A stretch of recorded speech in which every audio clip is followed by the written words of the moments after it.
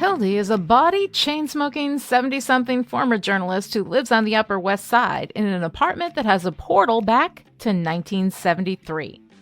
Time travel has rules, though, and Hildy breaks them by traveling back with healthcare aide Trista. Now both women will have to come to terms with their pasts before they lose their chance at having a future. From Ahoy Comics comes Alisa Whitney's Guilt. That's Gilt, a comic book that's Sex and the City meets the Golden Girls by way of the Twilight Zone. Call your local comic book store and ask them to order your copy of Guilt today.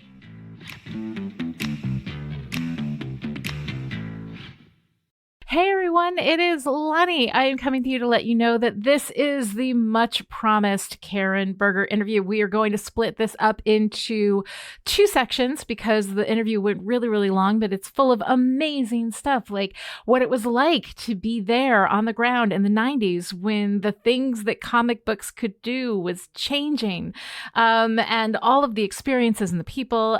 This conversation is between Alisa and Karen. I kind of wanted to sit there like a fly on the wall and just kind of absorb what they were saying because it was such a fascinating conversation.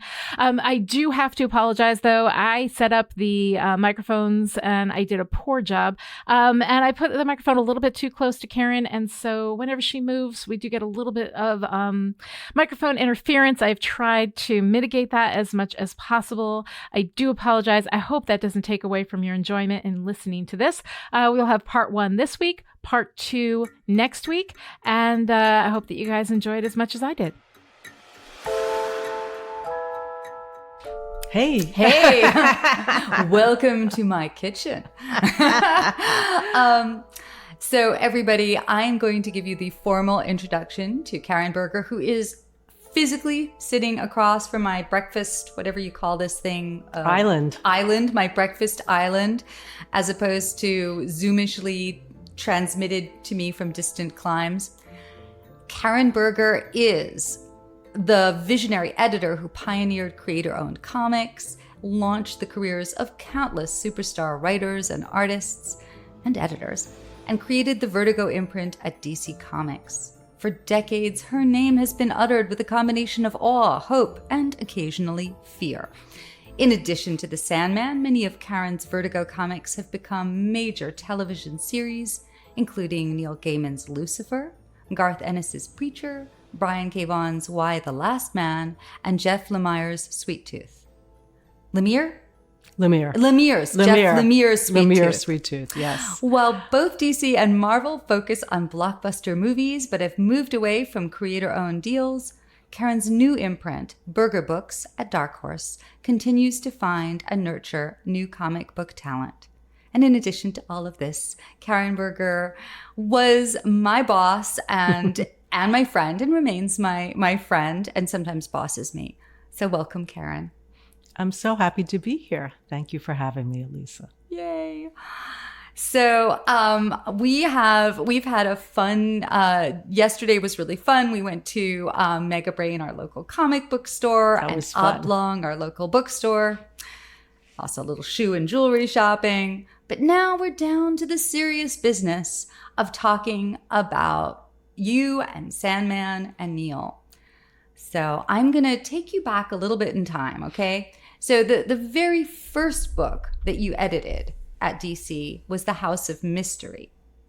And I think some of our listeners may know Cain and Abel just from Sandman and how far we've read so far.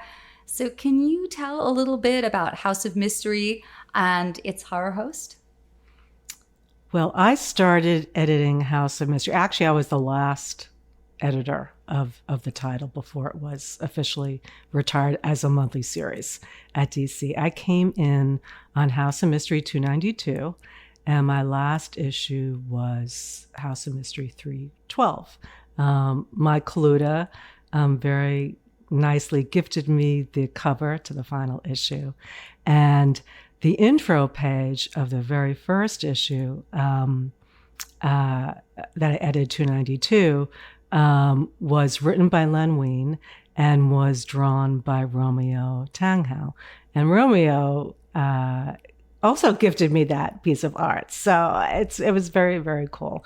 But to answer your question about Cain and Abel, Cain and Abel, the comic book characters, as opposed to the biblical characters, based on the biblical characters, of course, were created actually by Joe Orlando before my time in comics, early 70s, when he launched the House of Mystery and House of Secret titles, among other comic series at DC Comics. For people who don't know who Joe Orlando was, he was a wonderful, warm, funny, creative artist, editor, and mentor to so many people in comics, particularly Paul Levitz, who was my boss and friend now.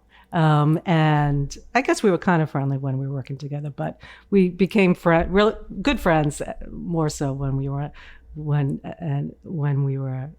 later on in years. And so actually Joe had hired Paul Levitz, who had hired me. And but Joe got his roots go back to an artist at Mad magazine.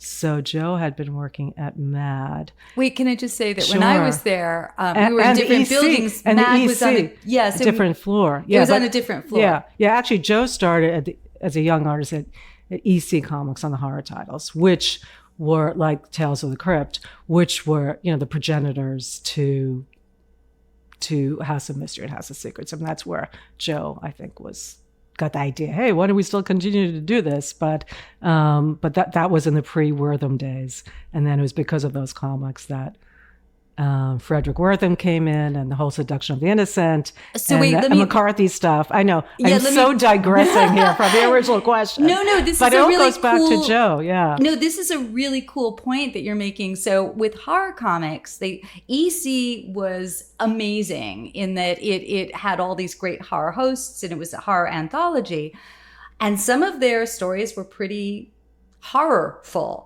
And then a book came out that was very influential by a psychiatrist. By a psychiatrist who said this is corrupting the youth of America. And then all of these things became much more censored. And so House of Mystery and House of Secrets, which were Joe Orlando's DC versions of the books, were much more dialed down on the horror. And of course, when Alan Moore and Neil Gaiman took over and a series where we had Cain and Abel, they dialed the horror back up. And that was, so it's the cycle of horror. It is a cycle of horror, right? I mean, at EC, because of Wortham's book, William M. Gaines, who, was creator of Mad, he was, called before the McCarthy hearings. And, so it's pretty, I didn't know that. Yeah, you should look it up. Everyone out there should look up it. It's pretty cool. Oh my God. I did not realize and that. He gave some very kind of memorable testimony, which he is very brave and fearless man. And anyway, but because of this whole hullabaloo, does anybody even say that anymore? I never even said it, but anyway, because of this whole 50s Cold War, all this kind of arch crazy McCarthy hearings, the Comics Code was instituted for we weren't allowed to have zombies, right? I mean, even comics, at the beginning of Sandman, right? Oh, there were set rules that you couldn't. No, when we were working on Sandman, there was no Comics Code. I mean, there was no comics. We were I forget what year the Comics Code was abolished. It was basically what happened after the McCarthy hearings. I guess whoever the hell whoever ended up made the decisions, then basically said to all the comic book companies, you can continue comics, but you have to create within yourself your own sort of guidelines and rules, and in a sense. And one of them was no zombies, right? For a long time. There were so many. There was no zombies. There was, you can portray a official like the President of the United States, in a Unflattering derogatory light, way. yes. And that's a really funny story for me is that my very first issue of House of Mystery, I was allowed to. I had only been working DC Comics for like 6 months. Paul Levitz, who had hired me, who was my boss.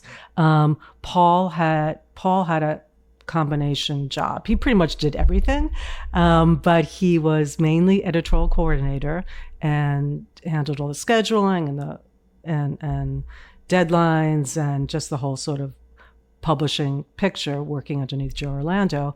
And he also edited the Batman books, and he also edited a House of Mystery. So after 6 months, he said to me, "Hey, let's see if you have any talent in you. So here, we can co-edit this. Let's No pressure. We can co-edit. We can co-edit the series."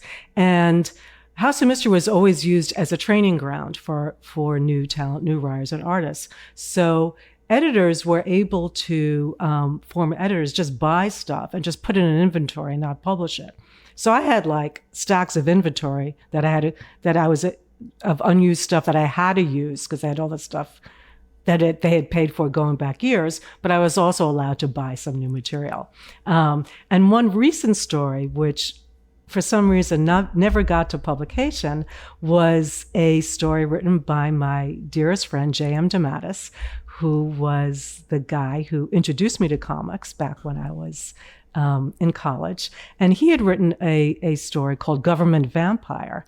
And essentially it was, about a soldier in the Vietnam War. He, goes into a cave to fight the North Vietnamese. There's all these bats, and it turns out, there's a vampire bat gets to him. He turns into a vampire, and he comes back to the United States, and he essentially becomes president of the United States. And then and you think he's still a really good guy. And at the very end, the last panel, he just bares his, fangs and lunges on whoever the hell he's talking to. And it was a great way to end that. So I love that story. I put it in my first issue, and it was rejected by the Comics Code. And I was mortified that the first comic I edited was rejected by the Comics Code. So I had to pull it out and I put in something else. Wait, this is Government Vampire. No, this is wonderful because, of course, your whole career has been about flouting conventions, yes, breaking rules. So this was early Karen already. Right. And then 3 years later, when the Comics Code didn't have much influence anymore. It was before we started doing quote unquote suggested for mature readers comics, but they had, they were really kind of irrelevant, but they were still around. So, but I did put in my very last issue of House of Mystery, I put that story in. I love this. No comment on it at all. So it passed through with flying colors. But I will say that I do wear that I have always worn that as a badge of honor, that my first comic story was rejected by the Comics Code. The first editor, whatever title that I edited, was rejected by the code. I think it's pretty cool. Your sensibility was already... And I wasn't trying to do it. I was like, oh my, whatever. But your sensibility was already looking for things that were not necessarily aimed at children. I think you were in that transitional place with House of Mystery where previously this had been a horror title really aimed at kids. I grew up loving and reading House of Mystery, and that was hosted by Kane, and also House of Secrets, which was hosted by Abel. Right. Can you mentioned Len Wein? I think you need to tell some of our listeners who don't know the relationship between Len and Kane. Well, Len is the co-creator of Swamp Thing and Wolverine, and many really great DC and Marvel characters.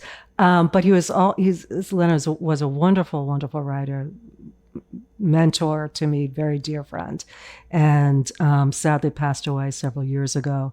And he was great to be around, really enthusiastic, really creative, really made working at DC Comics a lot of fun.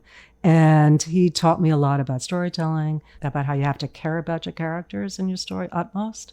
he also was the model for Kane, and the physical model. So he wore these brown corduroy jackets, right, which is still what Kane wears all the time. And then Mark Evanier, Mark Hannerfeld was also a writer in those days, and also, I believe, an assistant editor at DC, again, way before my time.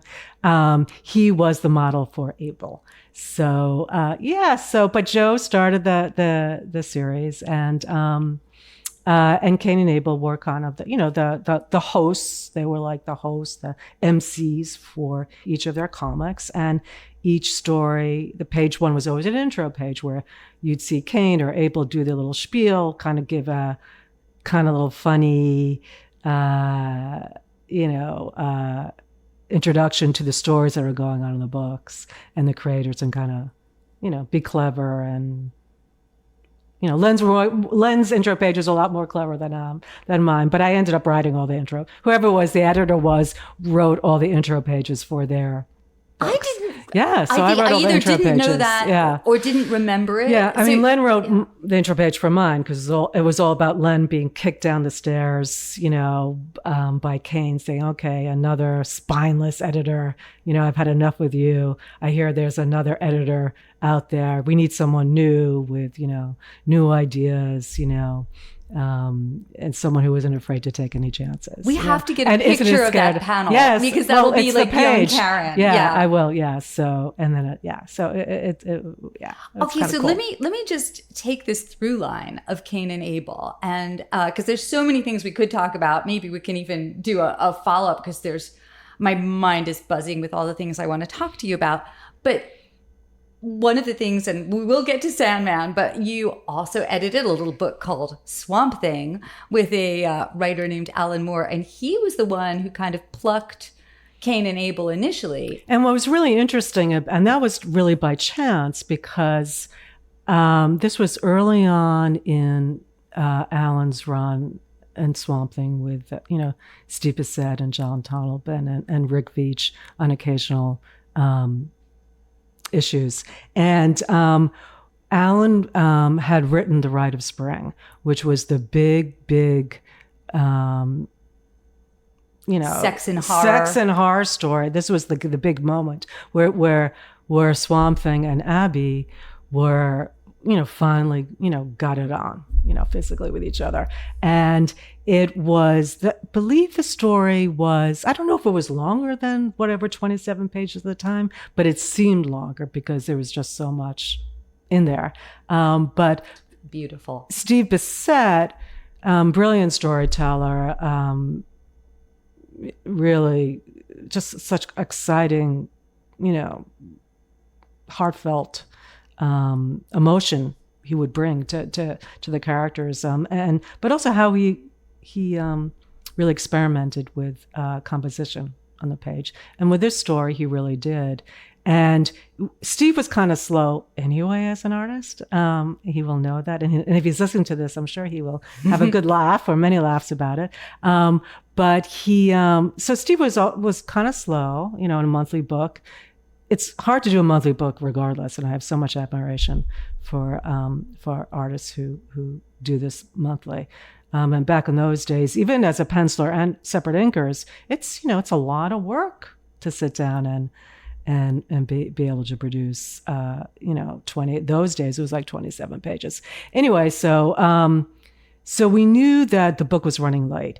The comic book was going to run late, and the work that Steve was sending in, that John Tonelben, as the inker, brought this whole other level of detail and illustration to Steve's work. We knew that it was going to take longer, and we knew how big this issue was. And at this point, the book was finally starting to catch on. When Alan first started on Swamp Thing, when Len had hired him, the book was on the verge of cancellation. Len knew of Alan's work from his British comics like Viva Vendetta. So Alan was, hadn't done anything in American comics. No one knew how Swamp Thing was going to do. And, if it was going to be able to, I think it was selling like 17,000 copies then, which was like really low. So, but after a few issues, people were like, oh my God, this guy Alan is like, wow. I mean, no one had ever, seen a writer like this before. And I think by the time and so the comic sales were really building at that point. So if Alan started with issue 20, I believe, and then I came on as editor issue 25, Writer of Spring was issue 34.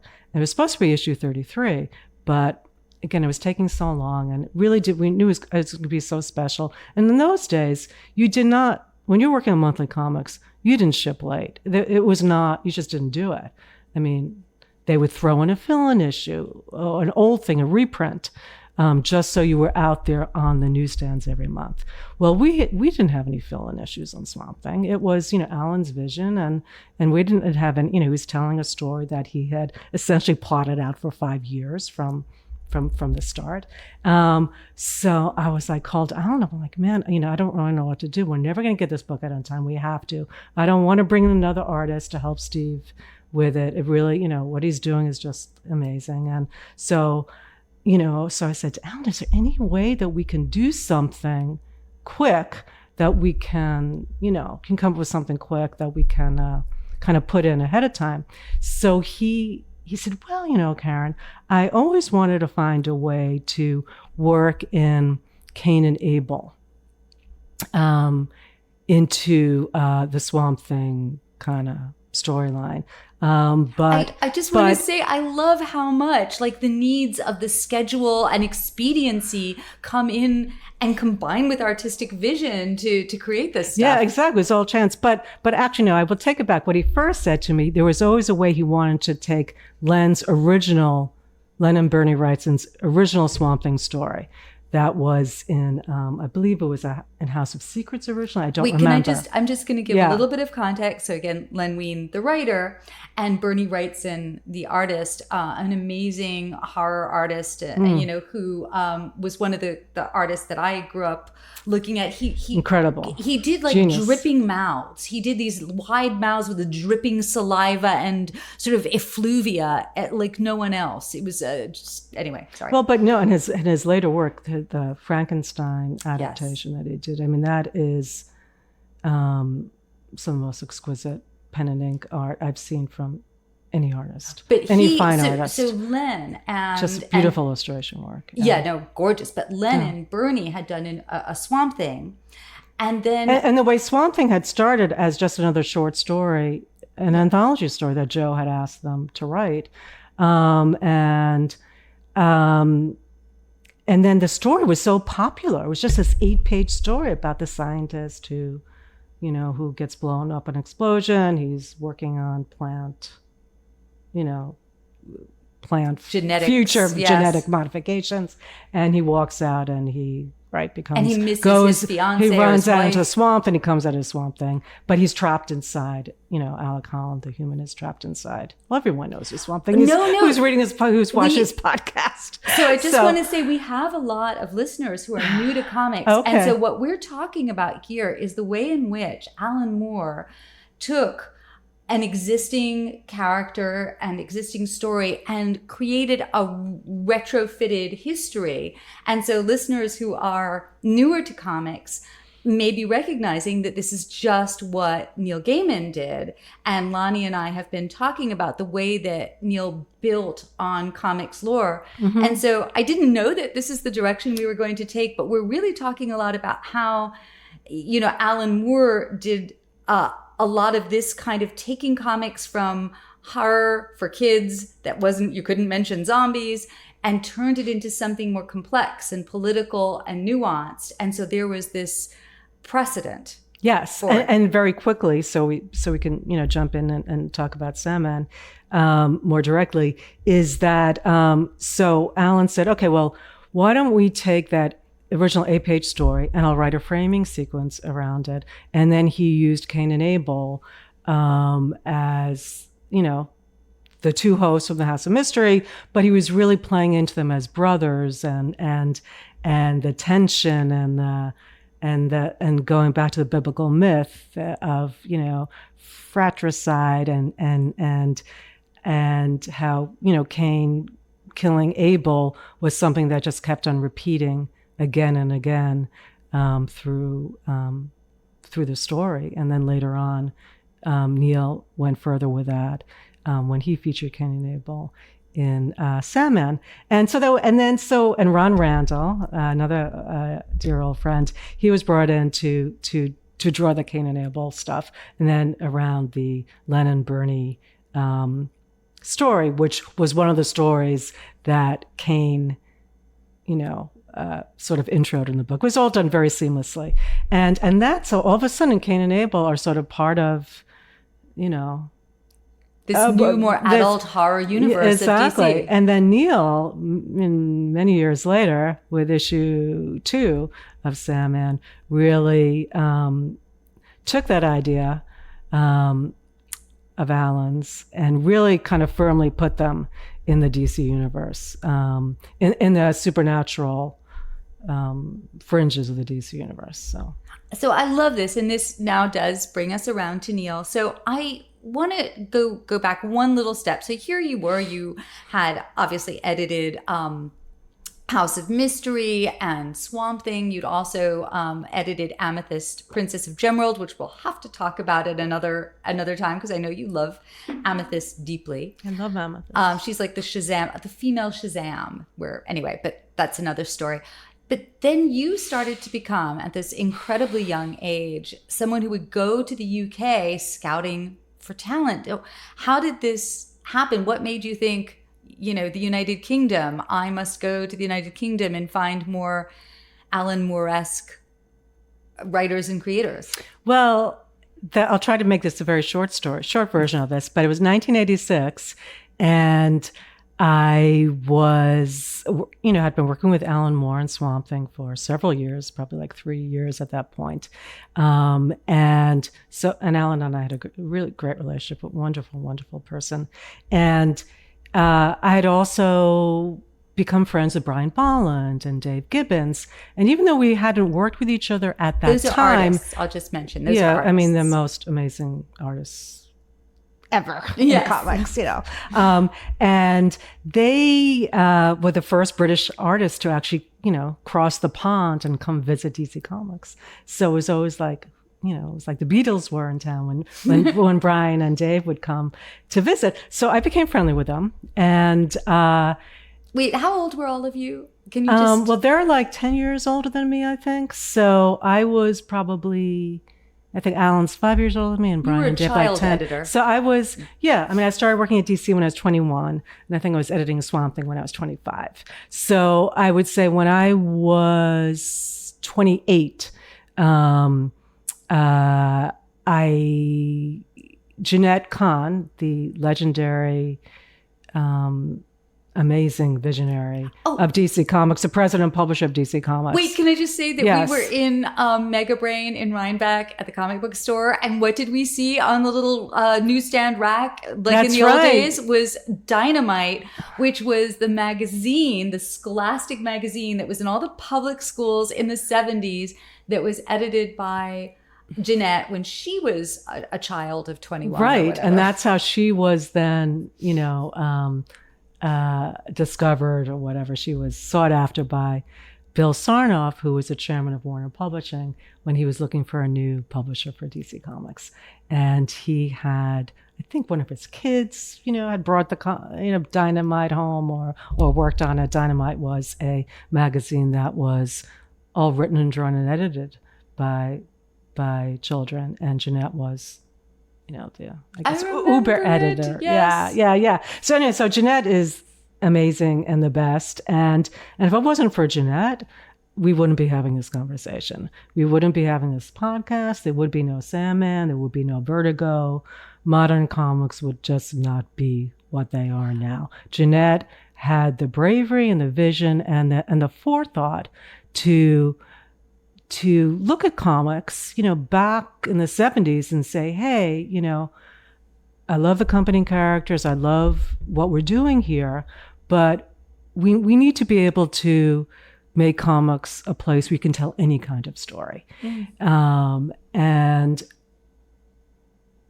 that idea, and I remember when I first met her, she told me that you can tell any kind of story in comics. And it doesn't have to be about superheroes. And I remember thinking, well, what are we going to do then?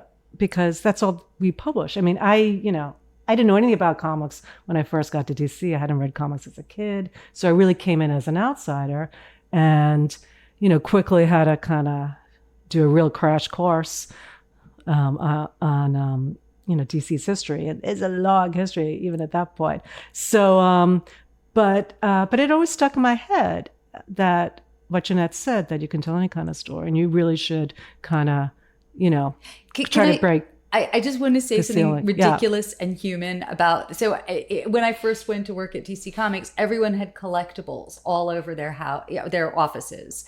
And so everybody sort of demonstrated their fandoms. And this was a time when people weren't as geeky.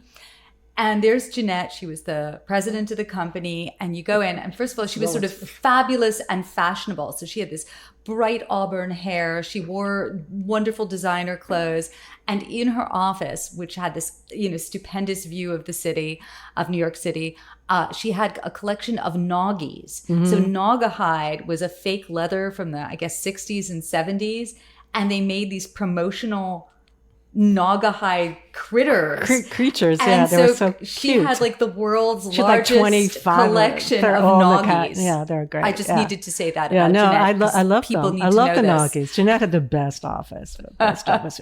Bright yellow and orange furniture and red. And yeah, Jeanette is, cheerful, as is Jeanette. Jeanette is one of the smartest people I know. Probably the nicest person I've ever met. She's deceptively, I remember her, being deceptively sort of girlish and charming and friendly and light. She wasn't, you always think of a powerful woman as being, kind of a low voiced, bitchy woman. Yeah, very soft spoken. Jeanette was like, this could be so much fun. Yeah, right. Yeah. But very, very smart, very shrewd in her own way. And just created this atmosphere at DC Comics where you could really let your mind wander, and you were free to just do things differently. And the people she hired and the people who worked for her, in their own way, kind of, I think, took that.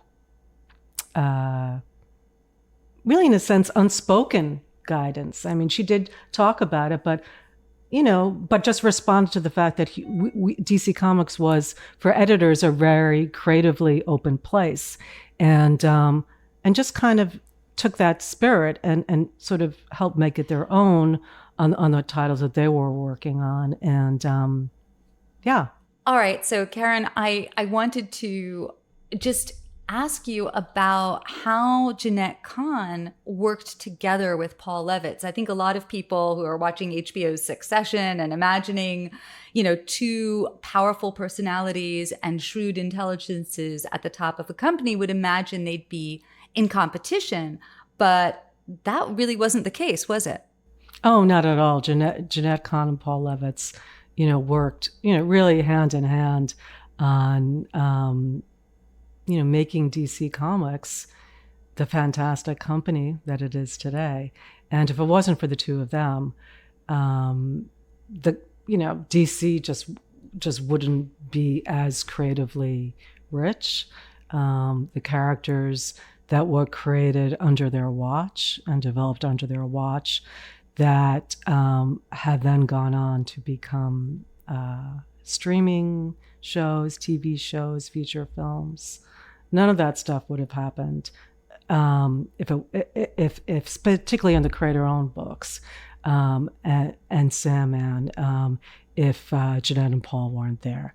Between both of their respect and creative vision and their integrity, the both of them just had such, they're just good people. They just do the right thing, just thoughtful people. And I won't say that I agreed with them all the time on things that I wouldn't say an edict that would come down or a company policy, but 99.9% of the time that I did.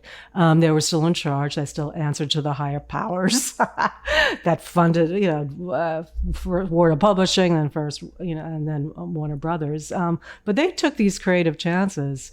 So let's go back for a second, because in a way, Jeanette Kahn and Paul Levitz created an atmosphere in which you could really pursue your tastes and interests. And you went on to create an atmosphere in which writers and artists could really express themselves and follow their vision. But let's go to this trip to the UK. When did these trips to the UK to scout talent? Did it start in 1986? Yeah, and it basically started in 1986. We were at an editorial retreat, I believe in Mohonk, New York, which is not too far from here. And Jeanette and Paul and Dick Giordano, who was a lovely, lovely man. He was head a great artist. And a great artist. And he was head of editorial for many years during the 80s and all of the 80s up until the early 90s. And it was under his watch that all this great shit happened as well. Yes. Watchmen and Dark Knight. John Byrne's sort of retake on Superman, which was very big. George Perez's rethink on Wonder Woman, which I also edited. That was really which awesome. was a very feminist, humanist point of view for the character and the world and how she perceived the world, how she perceived the world should be. And so there was a lot going on in the comic scene in the 1980s. You had Dark Knight. Yeah, you had Watchmen, which was still serialized at that point, which was huge, obviously, at the time. And then there was Mouse, Art Spiegelman's Mouse, which, God, won the Pulitzer Prize. And how amazing that a graphic novel won the Pulitzer Prize, especially back then, too. You're really becoming aware of what comics could do. Right. But it was still, this was at the very, very start of that. But then DC, but there was a lot bubbling there. And then on the company characters, again, you had George's Wonder Woman and Frank's, Dark Knight and then, Alan and Dave's Watchmen. You could see what could be done with sort of the superhero, with prime superhero characters. And so, we would do these editorial retreats several times a year. I just need to point out for anyone who doesn't know that Mohonk Mountain House is a Victorian lakefront house that was, I think, one of the models. Built by Quakers. Built by Quakers, but it was one of the models for the hotel, the Overlook Hotel in The Shining. It was. And beautiful. It is so gothic and spooky. So you got to imagine all these amazing talents in this beautiful gothic spooky ass house. But the thing about Mohonk, it was beautiful, but the food was lousy. All our meals were in the dining room. The food was sorry, present day. And you can't afford it anymore. But anyway. Right. And because it was owned by Quakers, there was no bar and there's no alcohol. So which was kind of tough. So we would have to bring in our own alcohol. But anyway, whatever, for at nighttime. So but anyway, so it was at one of these retreats. Jeanette said, "Hey, I'm going to England next week." She would go every year to the annual comic show at the University College of London, which was called UCAC, United Kingdom Comics Art Convention. And Jeanette had been courting British 2000 AD writers and artists for several years at that point. Can you say what 2000 AD 2000 AD is a legendary British comics magazine, which has been around since, I believe, 77 or 78 or 79. And Judge Dredd is probably the biggest character that came out of 2000 AD. But 2000 AD was the breeding ground for so much amazing talent. I mean, in comics, and John Wagner, and Carlos Esquire, who co-created Judge Dredd, and Alan Grant, Dave Gibbons, Alan Moore. I mean, everybody started there. And stayed there. Many people continually stayed doing comics for 2000 AD. But the 2000 AD comics, the reason why I liked them was that it had this real anarchic spirit to the stories. Very political. It's very political. Yes, dark very time political. in English a lot politics. of a lot of black humor, very political, and really out there, and still within the boundaries of, I guess, still being able to sold on a newsstand in the UK. But the writers working there were just really, there was just something going on there that sparked my interest in terms of seeing the different kinds of stories you could do in comics. It's a different sensibility than American writers. But Jeanette said to me, hey, I'm going over a lot of the British talent who are already starting to work for some of the other editors here, some of the several artists. They kind of feel, I feel like we should have someone else to be sort of their spokesperson, their liaison. The editors they had worked with, a lot of the artists felt that, they didn't hear from their American their editors too often. And, this isn't ages ago, it was only the telephone. It was way pre-computers, pre-internet. And I think it sounds ridiculous, but I think some of the editors were afraid to dial the extra digits for the UK, 01144, It was so scary. So guys, in the old days, before you called another country, they're very shy. Yeah. You had to dial all these numbers and get the country code, and then you'd hear this thing. Yes, very good. And sometimes it would, I'm sorry, all the digits in this country are busy right now. Please try again later. It was very intimidating. Yeah. So anyway, so Jeanette's like, I just want you to meet people and just, you can kind of come with me, and you already know Alan and Dave and Brian. And I had just started working with Jamie Delano on Hellblazer. And I don't believe the comic was out yet. But Alan had introduced me to Jamie. Jamie had was friends with Alan, and had sort of taken over other UK series that Alan had written, and I think there was a run on Captain Marvel. But when I got to England and I met David Lloyd, a lot of these people who I'd spoken to on the phone, but I hadn't personally met. And the comic book convention was very small then. It was like the next year after was when they took over like a big section of at UCL. It was just a great time. But I realized that there was a lot of new talent kind of in the waiting in the wings. Poking up around, in the edges there. And I went to a bunch of local comic book shops there and saw, independent comic scene going on, and bought a bunch of stuff. And I was just really kind of taken by the newer British writers and artists, people who were just starting out at 2000 AD, like Pete Milligan and Brendan McCarthy and Brett Ewins. And so I just kind of put the word out that, hey, my next show, I had this great trip. And after that, I talked to Paul and Jeanette and Dick. I said, why don't I think there's just so much talent here.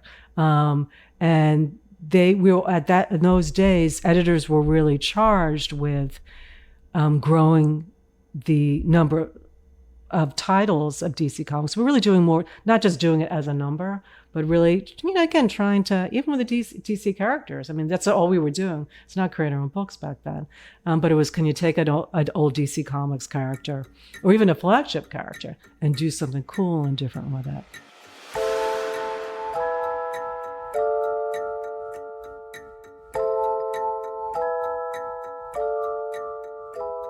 All right, that is it for this week's conversation with Karen Berger. We will be back next week with more. If you enjoyed this conversation and would like to join in, connect with the show on Twitter. Follow @Chipperish and use the hashtag EndlessPodcast, or send your comments or questions to endless@chipperish.com. This episode of Endless was brought to you by the Chipperish Media producers who support us on Patreon at the power producer level. These people are the reason why Endless is coming to you free and ad-free right now. So thank you to Abby, Alice, Alice, Christina, Erica, Jane, Kevin, Kristen, Michael, Rose, Sarah, Shelley, and Stephania. To find out how you too can support Chipperish Media, visit patreon.com/Chipperish. Be sure to check out the link to Karen's imprint at Dark Horse Comics Berger Books. It's right there in your show notes. We will be back next week with the second half of Karen's interview where she talks about going to the UK to scout talent. And I think we all know how that turned out. Thank you so much to Karen for taking the time to hang out and talk to us. And Karen, really sorry about that mic placement, babe.